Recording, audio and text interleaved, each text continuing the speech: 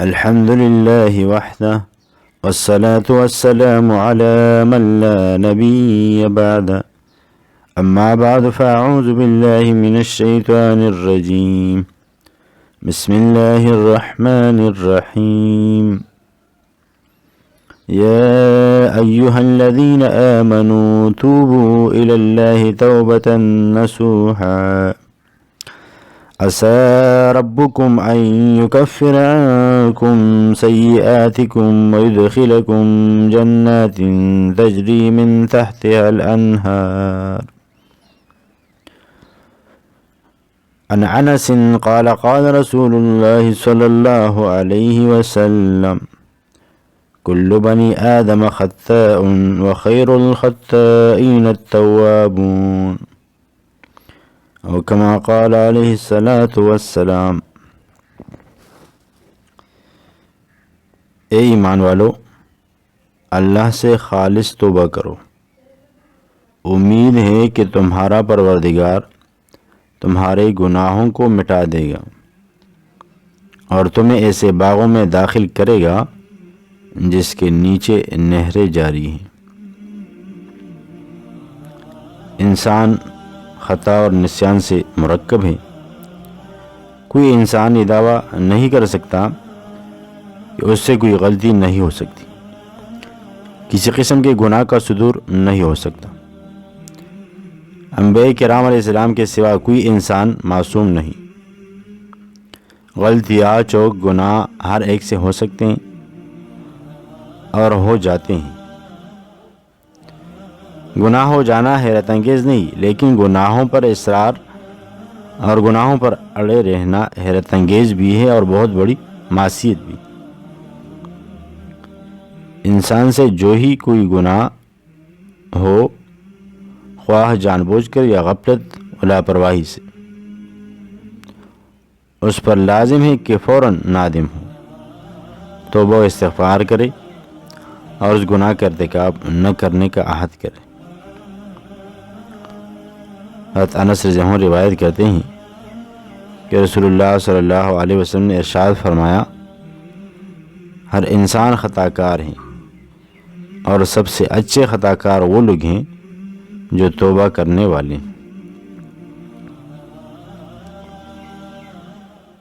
جب بندہ کوئی گناہ کر لے، پھر اس کا اعتراف کرتے ہوئے توبہ و استغفار کرے تو اللہ تعالیٰ اس کی توبہ قبول فرماتا ہے۔ اور کسی بھی بندہ کے لیے یہ بہت ہی سعادت و نیکبختی ہے کہ اس کے نامہ اعمال میں زیادہ سے زیادہ توبہ و استغفار ہو۔ توبہ کے بعد پھر وہی گناہ ہو جائے تو پھر توبہ کرنا چاہیے، بار بار گناہ ہو جائے تو بار بار توبہ کرنا چاہیے، اور کبھی بھی اللہ کی رحمت سے مایوس نہیں ہونا چاہیے، اور نہیں سوچنا چاہیے کہ توبہ کرتا ہوں پھر گناہ کر بیٹھتا ہوں، اب بھلا اللہ تعالیٰ معاف کرے گا۔ ایسا سوچنا حرام ہے۔ اللہ تعالیٰ کی رحمت سے مایوسی کفر ہے، جیسے کہ قرآن میں اللہ پاک ارشاد فرماتے ہیں، لا تقنطوا من رحمت اللہ، اللہ کی رحمت سے مایوس مت ہو۔ جب توبہ کی جائے، خالص توبہ کی جائے، آئندہ گناہ نہ کرنے کا پورا عزم ہو، لیکن اگر خدا نخواستہ نفس کے بہکاوے میں آ کر پھر گناہ ہو جائے تو چھپ نہ بیٹھے، پھر توبہ کرے، اور جب جب ایسا ہو تب تب توبہ کرے، اللہ سے اپنے گناہوں کی مغفرت چاہے۔ اللہ غفور الرحیم ہے، وہ گناہوں کو بخش دے گا، بار بار بخشے گا۔ گناہوں کی مقدار آسمان و زمین کی وسعت کے برابر ہو جائے اور خوش بھی ہوگا کہ میرا بندہ میری بخشش و مغفرت کا امیدوار ہے، اور جانتا ہے کہ میں غفور الرحیم، میں ہی گناہوں کو بخشتا ہوں۔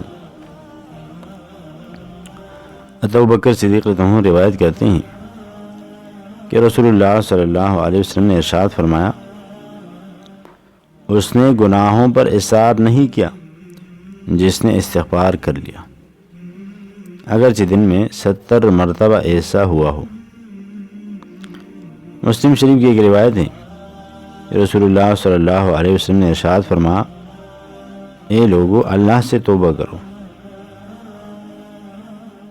اس لیے کہ میں ہر دن میں 100 مرتبہ اللہ سے توبہ کرتا ہوں۔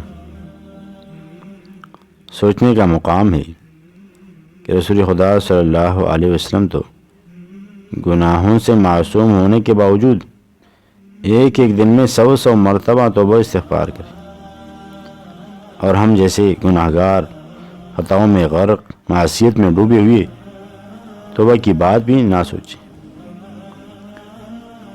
جبکہ توبے کا دروازہ کھلا ہوا ہے۔